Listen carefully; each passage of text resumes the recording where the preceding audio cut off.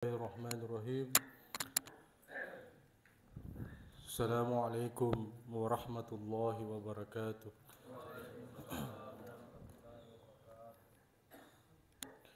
Alhamdulillah, alhamdulillahilladzi ja'ala syahra Ramadan sayyidash syuhur. Salatu wassalamu ala asyrafil anam sayyidina Muhammad wa ala alihi wa ashabihi ajma'in wa ba'd. Hadirin dan hadirat sidang jamaah salat subuh yang sama berbahagia. Biasanya kalau kita berada di penghujung Ramadan atau kita telah berada di akhir-akhir bulan Ramadan, itu sudah muncul banyak pertanyaan. Entah itu pertanyaan yang kita utarakan langsung atau pertanyaan yang kemudian membatin dalam diri kita, bahwa setelah berakhirnya Ramadan ini, apakah kita nantinya ini masuk dalam kelompok orang-orang yang mendapatkan atau memperoleh tujuan daripada puasa itu, atau pasca kita dilatih atau dibimbing atau dididik langsung oleh Allah selama sebulan penuh, apakah kita ini masuk dalam kelompok orang-orang yang bertakwa?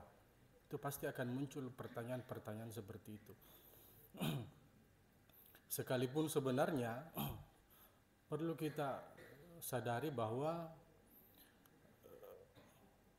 puasa itu bukanlah satu-satunya instrumen, bukanlah satu-satunya cara yang digunakan oleh Allah. Jadi puasa itu bukanlah satu-satunya instrumen yang digunakan oleh Allah untuk mendidik kita menjadi generasi yang bertakwa. Ada banyak cara Allah, ada banyak instrumen yang Allah gunakan. Salah satunya adalah puasa. Karenanya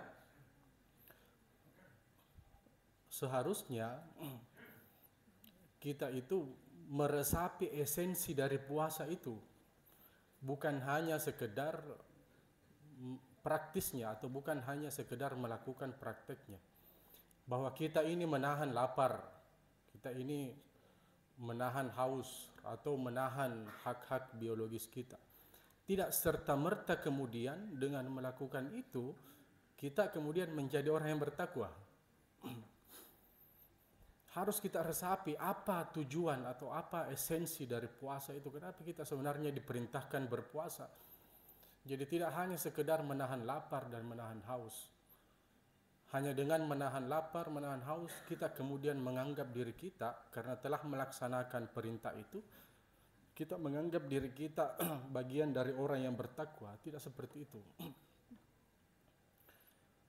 Menahan lapar dan haus itu adalah cara yang digunakan Allah untuk melatih manusia dalam keadaan paling kritikalnya, dalam keadaan paling krisisnya, atau dalam keadaan yang paling berpotensi mendatangkan kemudaratan atau kehancuran yang besar terhadap manusia. Kenapa? Karena kebutuhan dasar manusia itu kan tiga.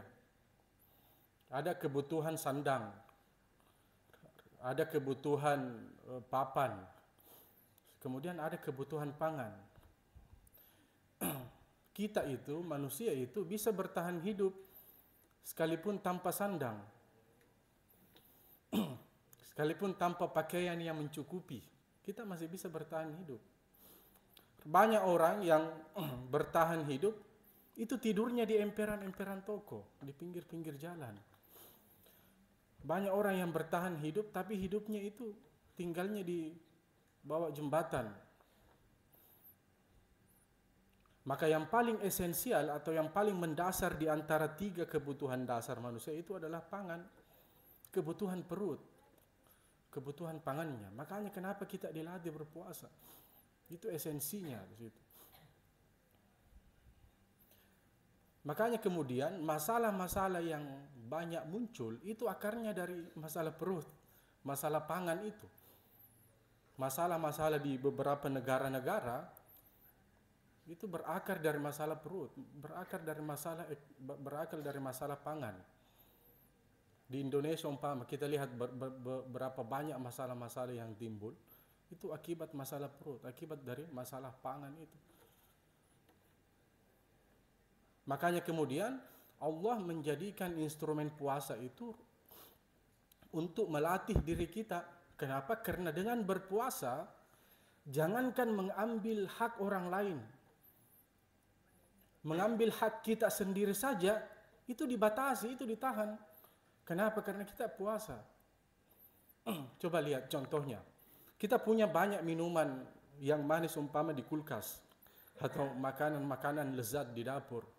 Kita tidak bisa sentuh itu, kita tidak bisa makan, atau kita tidak bisa minum itu. Kenapa? Karena kita dalam keadaan berpuasa. Padahal itu milik kita, tidak bisa kita ambil. Kita dibatasi atau kita ditahan untuk menikmati itu, sekalipun itu milik kita. Kenapa? Karena kita sedang berpuasa.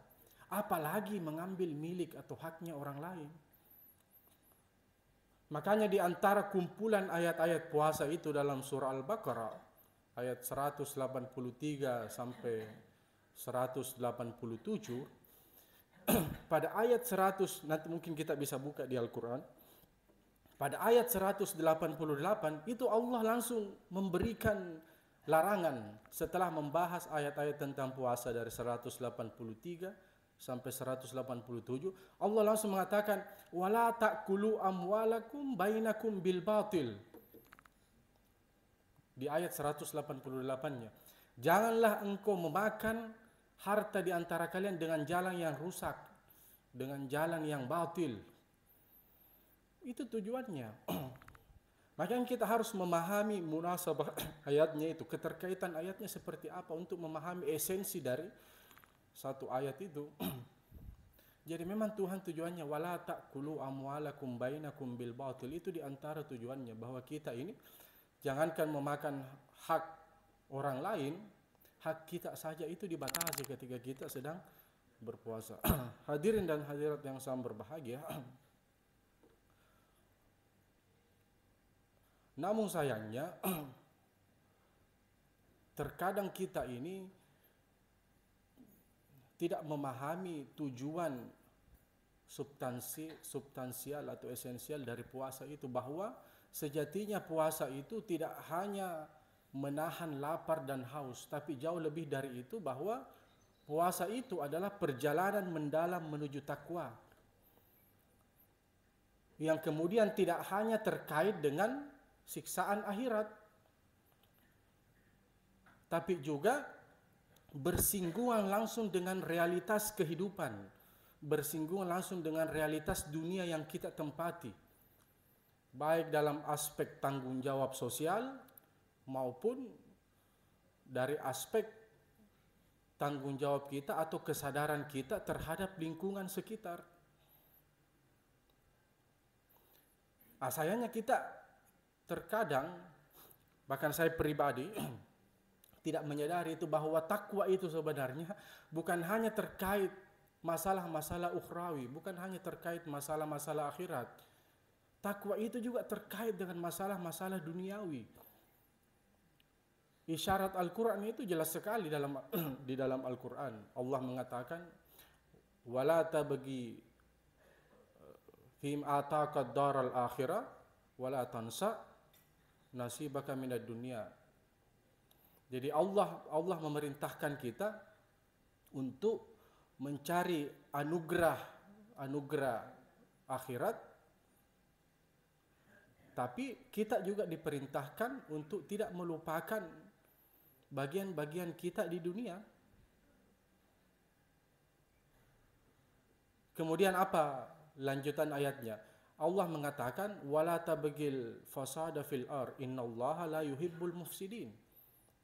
Jadi kita diperintahkan untuk melihat atau mencari anugerah akhirat, kemudian Allah melarang kita untuk atau memerintahkan kita untuk tidak melupakan hak-hak kita di dunia. Lalu Allah menutupnya, dan janganlah engkau berbuat kerusakan di muka bumi. Itu jelas sekali bahwa ketakwaan itu harus berimbang. Harus berimbang antara ketakwaan yang sifatnya akhirat, ukhrawi, dan ketakwaan yang sifatnya duniawi. Bahkan kalau kita melihat atau ingin membahas lebih lanjut, kata-kata akhirat dalam Al-Quran itu seimbang dengan penyebutannya dengan kata-kata dunia. 115 kali disebutkan. Itu bahwa harus ada keseimbangan antara akhirat dan duniawi itu. Kenapa? Karena kita ini butuh generasi. Siapa yang ingin melanjutkan ajaran agama kita? Kalau dunia kita sudah rusak umpama. Kita hanya terlalu berfokus ke akhiratnya. Sekalipun sebenarnya dunia itu ya tujuannya pasti ke akhiratnya nanti. Bagaimana kita umpama ingin melanjutkan tradisi-tradisi keislaman kita. Orang-orang atau saudara-saudara kita di Palestina itu mau beribadah tapi kesulitan karena diserang terus. Kita ingin menghindarkan itu, makanya harus seimbang antara akhirat dan dunianya. Hadirin yang sama berbahagia, kenapa dalam banyak penelitian, kenapa itu sering terjadi, khususnya di Indonesia?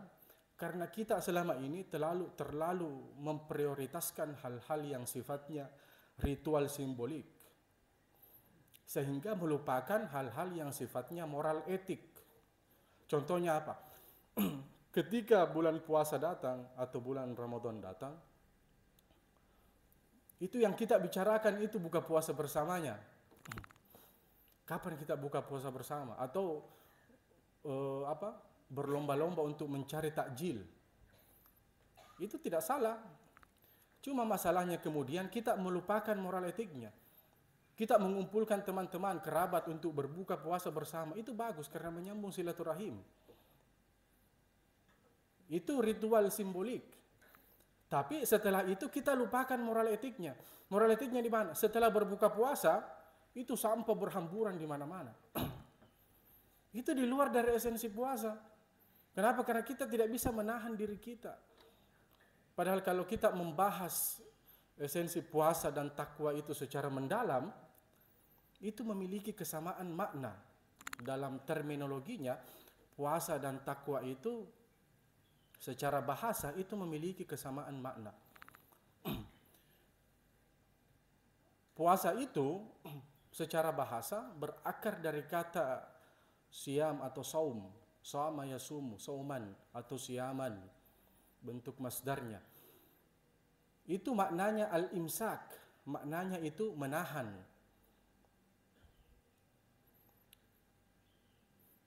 Menahan bukan hanya sekedar menahan lapar dan haus, bisa bermakna lain juga, termasuk menahan bicara, seperti yang dilakukan Maryam. Maryam itu ketika mengandung Nabi Isa, tentu itu kan di luar nalar. Dia takut jangan sampai muncul banyak tuduhan-tuduhan nantinya. Maka apa yang dia katakan, apa yang Allah katakan kepada dia? Mending kau diam saja.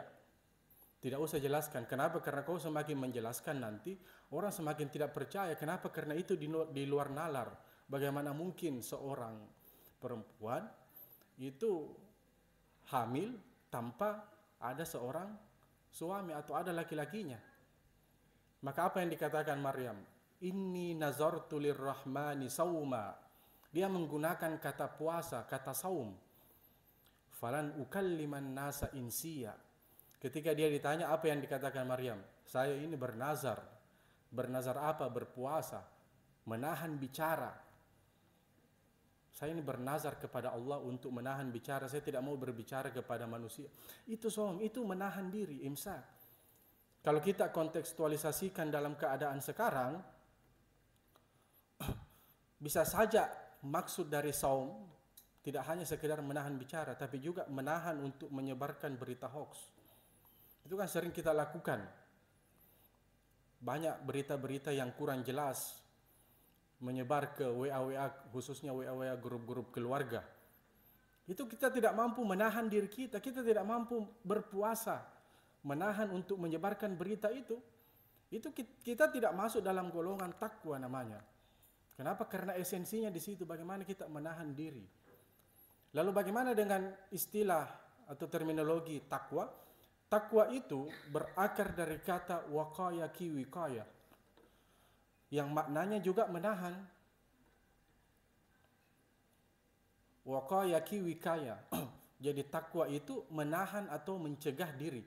Makanya ada istilah Arab yang mengatakan al-wiqayatu khairum minal ilaj. Mencegah diri atau mencegah lebih baik daripada mengobati. Itu takwa, al-wiqayah. Itu sama dengan maknanya dengan puasa. Kerjanya puasa adalah imsak, menahan diri. Takwa, tujuannya takwa itu juga menahan diri atau mencegah diri kita. Makanya kalau ada istilah, kalau yang masyhur kita dengarkan di dalam ayat-ayat Al-Quran itu ittaqullah, bertakwalah kepada Allah. Kalau kita maknai itu secara teks, itu maknanya bisa keliru. Karena takwa kan maknanya cegah atau menahan diri. Ittaqullah berarti menahan diri dari Allah. Itu secara teks bahasa. Tapi itu pasti keliru, itu salah. Kenapa? Karena mustahil kita bisa menahan diri dari Allah. Kita harus semakin dekat kepada Allah. Makanya karena maknanya seperti itu, ulama kemudian menyelipkan kata yang semakna dengan siksaan. Jadi kalau kita mengatakan bertakwalah kepada Allah atau ittaqullah, maknanya itu bukan mencegah diri kita dari Allah, tapi mencegah diri kita dari siksaannya Allah.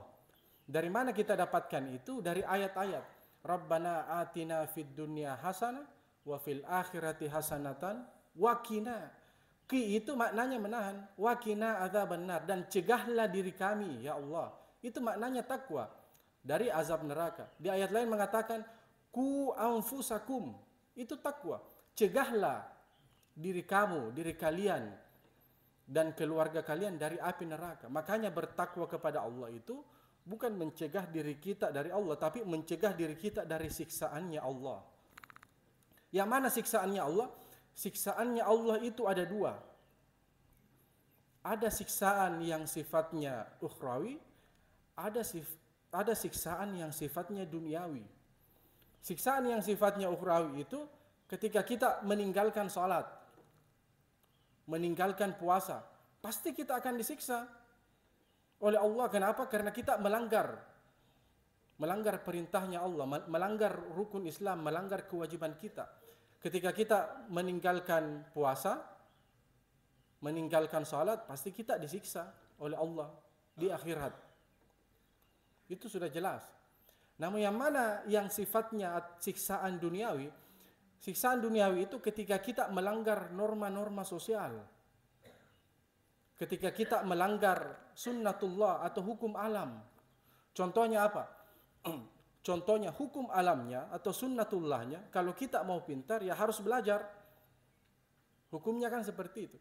Maka orang yang tidak belajar pasti bodoh. Bodoh itu siksaan. Sifatnya duniawi. Jadi kalau kita ingin pintar ya harus belajar. Orang yang tidak mau belajar itu pasti bodoh. Kenapa dia bodoh? Karena dia tidak mampu menahan dirinya. Kita tidak mampu menahan diri kita untuk bermalas-malasan. Itu artinya kita tidak bertakwa. Contoh lainnya, kalau kita melihat lingkungan sekitar kita, kita membuang sampah sembarangan, kemudian tersumbat aliran-aliran air itu, maka terjadi apa? Terjadi banjir, air tergenang. Banjirnya itu siksaan. Kenapa? Karena kita tidak mampu menahan diri kita buang sampah sembarangan. Contoh lainnya, kita menebang pohon sembarangan secara liar. Hutan-hutan gundul terjadi longsor. Longsornya itu siksaan. Kenapa? Karena kita tidak mampu menahan diri kita untuk menebang pohon secara liar. Itu takwa secara dunia. Padahal Rasulullah SAW sendiri itu dalam banyak hadisnya itu mengajarkan bagaimana kita kemudian perhatian terhadap lingkungan di sekitar kita. Ittaqul mala'ina thalatha, kata Rasulullah. Al-baraza fil mawarid wa qari'atut tariq wa dhil. Kata Rasulullah, takutlah atau hindarkanlah, bertakwalah terhadap 3 hal atau laknat Allah. Apa itu? Orang yang sering mencemari lingkungan, membuang hajat di aliran-aliran air, atau di tengah jalan, atau di tempat orang-orang bernaung, atau di bawah pohon. Terkadang kan kita melihat realitas kehidupan kita seperti itu. Kita umpama buang hajat sembarangan di aliran-aliran air yang kemudian digunakan orang. Itu hadis Rasulullah, itu perintah Rasulullah. Kalau kita mau melihat keadaan yang lebih besar, bagaimana limbah-limbah pabrik itu kemudian dibuang di aliran-aliran air, digunakan oleh masyarakat, digunakan oleh warga. Itu tidak bertakwa. Kenapa? Karena kita merusak lingkungan kita. Contoh lainnya dalam hadis Rasulullah, "Ma min muslimin yagrisu garsan aw yazra'u zar'an fayakulu minhu tayrun aw insanun aw bahimatun illa kana lahu bihi sadaqatun."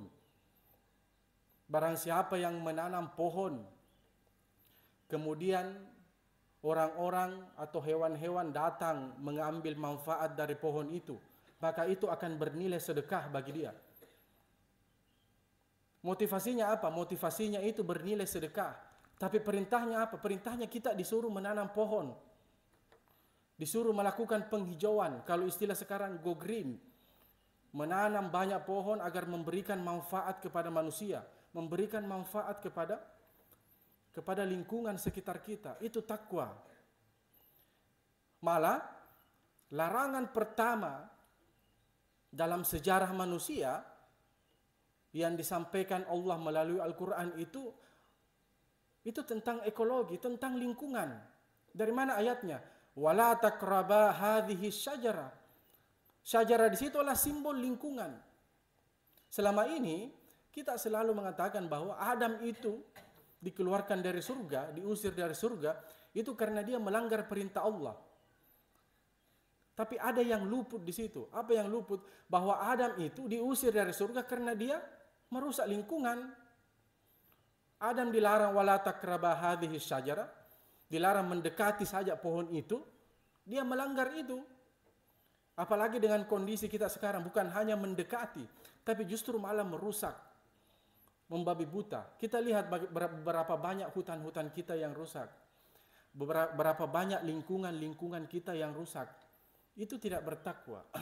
Hadirin dan hadirat yang sangat berbahagia, artinya poinnya adalah takwa itu tidak hanya selalu terkait dengan masalah-masalah akhirat. Tidak selalu terkait hanya seputar masalah salat saja, masalah puasa saja. Takwa itu juga terkait dengan masalah-masalah duniawi. Bagaimana kita kemudian mencegah diri kita untuk membuat atau berbuat kerusakan-kerusakan yang bisa berdampak terhadap lingkungan sekitar kita, berdampak terhadap orang-orang yang ada di sekitar kita. Oleh karena itu, dengan berpuasa, apalagi sudah hampir selesai kita dilatih dalam bulan puasa ini, semoga kita bisa betul-betul menyadari bahwa esensi dari puasa sebenarnya itu mencegah diri kita, melatih diri kita untuk bisa menghindarkan diri dari hal-hal yang sifatnya ukhrawi, begitu pula dari hal-hal yang sifatnya duniawi yang tentu saja bisa merusak alam atau merusak kita dan alam dan lingkungan sekitar kita. Semoga kita diberikan kekuatan untuk melakukan itu. Akhirul kalam, billahi taufiq wad da'wa wal irsyad. Wassalamualaikum warahmatullahi wabarakatuh.